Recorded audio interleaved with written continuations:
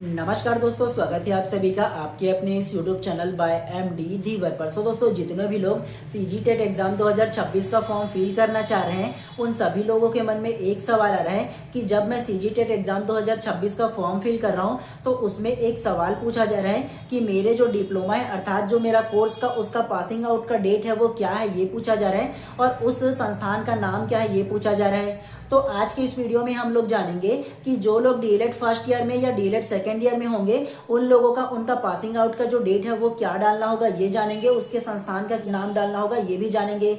और साथ में जो लोग बीएड फर्स्ट ईयर या बीएड सेकेंड ईयर में होंगे ना, तो उन लोगों का भी यही सवाल होगा, तो उनके बारे में भी ना उनका जो पासिंग आउट का डेट है वो क्या है इसके बारे में ही जानेंगे और संस्थान का क्या नाम लिखना है इसके बारे में भी ना विस्तार पूर्वक हम लोग चर्चा करेंगे। तो चलिए सबसे पहले सवाल पे आते हैं कि जो लोग ना डीएलएड फर्स्ट ईयर में होंगे केवल ये उनके लिए है सबसे पहला। ठीक है, मान करके चलो अगर आप लोग अभी 2025 में डीएलएड फर्स्ट ईयर में आप लोग एडमिशन लिए हो तो आप लोगों का जो डीएलएड फर्स्ट ईयर का जो एग्जाम है एनुअल ना वो 2026 में होगा, मई जून के आसपास। उसके अलावा आप लोगों का जो डीएलएड सेकेंड ईयर का जो एग्जाम होगा ना वो आप लोगों का 2027 में होगा।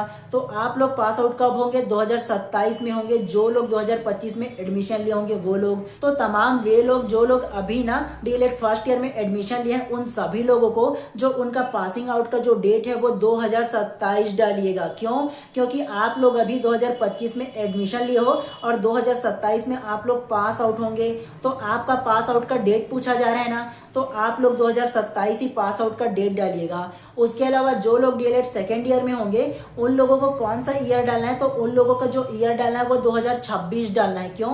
क्योंकि आप लोगों का डीएलएड सेकेंड ईयर का जो एग्जाम है वो 2026 मई जून के आसपास होगा, तो आप लोगों का पास आउट का जो डेट है वो 2026 डालिएगा आप लोग। ठीक है, जो लोग डीएलएड सेकेंड ईयर में होंगे उन लोगों की बात कर रहा हूँ। और तमाम वे लोग जो लोग डीएलएड फर्स्ट ईयर या डीएलएड सेकेंड ईयर का कोर्स कर रहे होंगे ना, तो उन सभी लोगों का जो उनके संस्थान का जो नाम है ना वो सीजी बोर्ड डालिएगा, मतलब छत्तीसगढ़ माध्यमिक शिक्षा मंडल बोर्ड जो होता है ना रायपुर ना, तो वो आप लोगों को डालना है, सीजी बोर्ड डालना है। क्योंकि डीएलएड का जो कोर्स है ना वो सीजी बोर्ड कंडक्ट कराता है। तो आप लोगों को अपने कॉलेज का नाम नहीं डालना है, आप लोगों को ना उस संस्थान का नाम डालना है जो ना पूरे छत्तीसगढ़ में जो डीएलएड का कोर्स कराता है उस संस्थान का नाम डालना है आप लोगों को। डीएलएड का जो कोर्स कराता है वो छत्तीसगढ़ शिक्षा माध्यमिक शिक्षा मंडल कराता है, तो सीजी बोर्ड आप लोगों को उस संस्थान का नाम डालना है। खास तौर से आप लोगों को ये ध्यान रखना है। ठीक है, उसके अलावा सेम टू सेम जो लोग बीएड का कोर्स कर रहे होंगे, बीएड फर्स्ट ईयर में होंगे या बीएड सेकेंड ईयर में होंगे ना, उन लोगों को भी सेम टू सेम यही करना है।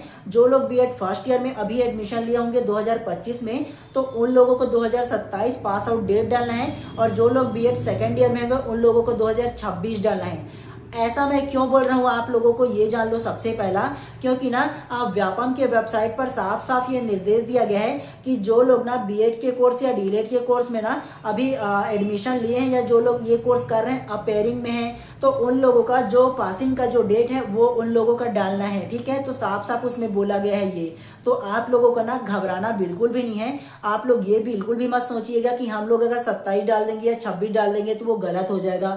बिल्कुल गलत नहीं होगा। आप साफ साफ सही इंफॉर्मेशन डाल रहे हो, तो इसके लिए आप लोगों को चिंता बिल्कुल नहीं करना है। ठीक है, और व्यापम का जो वेबसाइट में जो निर्देश है ना उसको भी स्क्रीनशॉट में डाल दूंगा, तो उसको भी आप लोग देख लीजिएगा और पढ़ सकते हो आप लोग। ठीक है, तो टेलीग्राम चैनल में मैं अपने भी डाल दूंगा उसको, तो एक बार और भी आप लोग पढ़ लीजिएगा।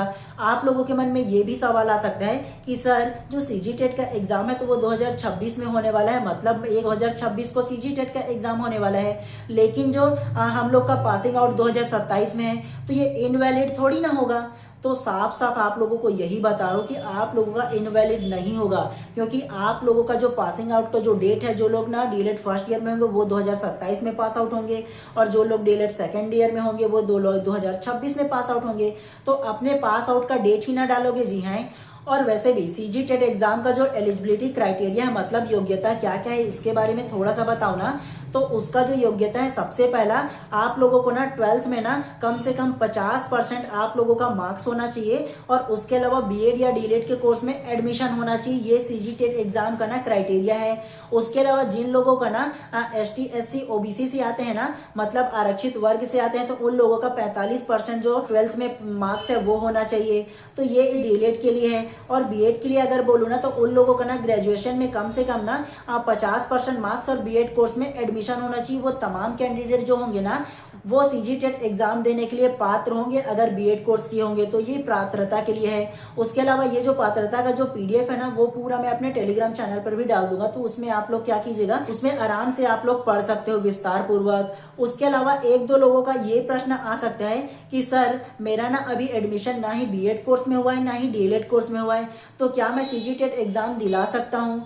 तो आप लोगों को ये बता दूं सबसे पहला कि जिन लोगों का एडमिशन बीएड या डीएलएड में नहीं हुआ है ना, वो लोग फॉर्म भर सकते हो और एग्जाम भी दिला सकते हो, लेकिन एलिजिबल नहीं रहोगे, क्योंकि उसका जो क्राइटेरिया ये है कि आप लोगों का ना एग्जाम दिलाने से पहले बीएड के कोर्स या डीएलएड के कोर्स में एडमिशन होना चाहिए। ये उसका क्राइटेरिया है सीजीटेट एग्जाम का, ठीक है, अगर पास आउट करोगे तो। और कई लोगों का ये सवाल आ सकता है कि सर अभी मैं ना डीएलएड थर्ड काउंसलिंग में ना फॉर्म फिल किया हूं और जो कटअप गया सेकंड काउंसलिंग का ना, उसके आसपास में मेरा मार्क्स है, तो क्या मैं भी सीजीटेट एग्जाम में फॉर्म फिल कर दूं?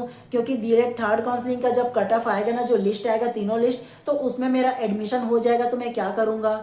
तो वे तमाम लोग जिन लोगों का ना आसपास में नंबर आए जो सेकंड काउंसलिंग हुआ था डीएलएड का उसमें ना, तो आप लोग अगर भरना चाहते हो ना, तो बेशक सीजीटेट एग्जाम में ना जो फॉर्म है वो फिल करके छोड़ दीजिएगा, क्योंकि आप लोगों का दिसंबर के पहले ही तीनों लिस्ट आप लोगों का आ जाएगा। तो उसमें अगर आप लोगों का एडमिशन हो जाता है, तब आप लोग सीजीटेट का एग्जाम दिलाओगे ना, तो बेशक आप लोग भी पात्र रहोगे। तो तमाम वे कैंडिडेट जो लोग ना अभी थर्ड काउंसलिंग में डाले होंगे ना, वे भी ना अगर चाहते हैं तो फॉर्म फिल कर सकते हो, ठीक है। और जिन लोगों का डीएड बीएड कोर्स में एडमिशन नहीं हुआ है, उन लोग ना पात्र नहीं रहेंगे अगर सीजीटेट एग्जाम दिलाएंगे, तो केवल एग्जाम दिला सकते हैं एक्सपीरियंस के तौर पर। अगर आप लोग फॉर्म फिल करना चाहते हो और एग्जाम दिलाना चाहते हो तो दिला सकते हो, कोई दिक्कत नहीं उसमें। लेकिन क्वालिफाई होने के बाद ना सोचोगे कि मैं इसके लिए पात्र हो जाऊंगा, तो बिल्कुल भी आप लोग ना पात्र नहीं रहोगे, ये इनवैलिड रहेगा आप लोगों का जो रिजल्ट रहेगा वो। तो इतने सारे इंफॉर्मेशन आप सभी लोगों को देने थे। और आप लोगों का किसी भी प्रकार का अगर सवाल हो आप लोगों का मन में ना, तो बेशक कमेंट कीजिए, उसका भी आंसर दे दूंगा। उसके अलावा ना आप लोगों को ना आज या कल ना आप लोगों का किस प्रकार से फॉर्म भरना चाहिए ना, तो अपने फॉर्म को भर करके आप लोगों को ना पूरा A to Z प्रोसेस बता दूंगा, तो आप लोग उसको भी देख करके फॉर्म फिल कर सकते हो। उसके अलावा आप खुद से भी आप लोग अपने सेलफोन से ही ना अपना जो फॉर्म है वो फिल कर सकते हो, ठीक है। तो आप लोगों को इतना ही इंफॉर्मेशन देना था। इंफॉर्मेशन कैसा लगा आप लोग बेशक कमेंट करके बताइएगा। उसके अलावा कोई भी आप लोगों का सवाल हो तो बेशक कमेंट कीजिए, उसका भी आंसर देने की कोशिश करूंगा मैं आप लोगों को। और इसी प्रकार से इंफॉर्मेशन के लिए ना आप लोग बेशक मेरे इस चैनल को सब्सक्राइब कर दीजिए और बेल आइकन को दबा दीजिए, ताकि इसी प्रकार से जब भी मैं इंफॉर्मेटिव वीडियोस लेकर आऊँ ना आप लोगों के लिए ना, तो टाइम पे आप लोगों को नोटिफिकेशन मिले। तो इसलिए ज्यादा जरूरी है कि आप चैनल को सब्सक्राइब कर दो, ठीक है।